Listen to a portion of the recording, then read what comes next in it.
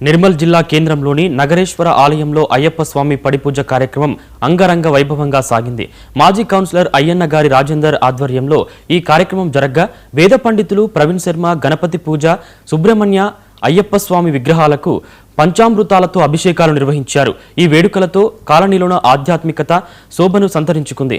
ఈ కార్యక్రమంలో అయ్యప్ప భక్తులతో పాటు సాధారణ భక్తులు పెద్ద సంఖ్యలో పాల్గొని స్వామివారిని దర్శించుకున్నారు.